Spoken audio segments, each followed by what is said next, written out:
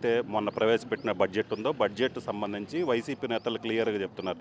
ఈ బడ్జెట్లో సంబంధించి కానీ ఏం లేదు, ఇదంతా ఒక ఫార్స్ బడ్జెట్ అని చెప్తున్నారు. మీరేమంటారు?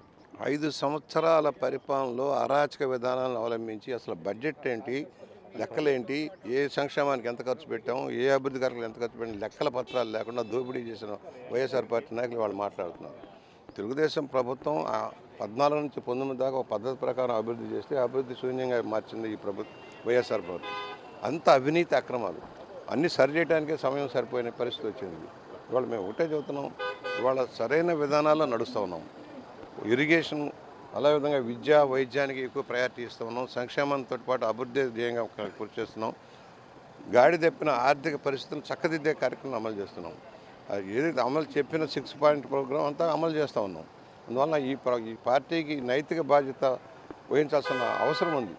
ఇవాళ అసెంబ్లీకి ఎందుకు రావట్లా, ఎందుకు పారిపోయాడు, పిరికి సన్యాసి అసెంబ్లీకి రాకుండా ఎందుకు పారిపోయాడు, ఇవన్నీ కూడా మనం ఒకసారి ఆలోచన చేస్తాం అవసరం. సో మీరంటే మనది మంచి ప్రభుత్వం అంటూ ప్రజల్లోకి వెళ్తున్నారు. ఇది మంచి ప్రభుత్వం కాదు, ప్రజల్ని ముంచిన ప్రభుత్వం అంటున్నారు వైసీపీ మాజీ మంత్రి అంబటి రాంబాబు. వీళ్ళు కూడా మాట్లాడితే ఇది ప్రజల్ని ముంచిన ప్రభుత్వం, మంచి ప్రభుత్వం కాదండి. అసలు అది అంబటి రాంబాబుకి ఇరిగేషన్ మీద అవగాహన ఉందా? గంటలు లెక్క వేయడం చేతనైందే కానీ కనీసం ఇరిగేషన్ ప్రాజెక్టు పట్టాలకి ఇంగిత జ్ఞానం కూడా లేకుండా పోయింది.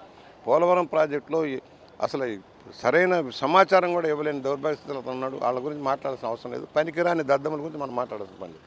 సో ఇది పరిస్థితి. మొత్తం మీద అయితే మాత్రం పూర్తి స్థాయిలో బడ్జెట్ అనేది ప్రజల సంక్షేమం, రాష్ట్ర అభివృద్ధిని దృష్టిలో పెట్టుకొని రూపొందించినటువంటి బడ్జెట్. సో ఈ బడ్జెట్ అయితే మాత్రం రాష్ట్ర అభివృద్ధికి అలాగనే పేద ప్రజలకి సంక్షేమం, అభివృద్ధి కలిపి ఉన్నటువంటి బడ్జెట్.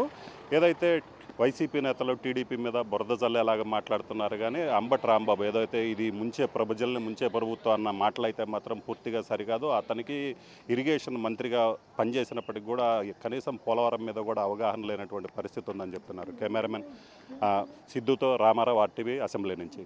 మరిన్ని వీడియోస్ కోసం ఛానల్ సబ్స్క్రైబ్ చేయండి. లేటెస్ట్ అప్డేట్స్ కోసం వాట్సాప్ ఛానల్ ఫాలో అవ్వండి. అండ్ లింక్ డిస్క్రిప్షన్ లో ఉంది.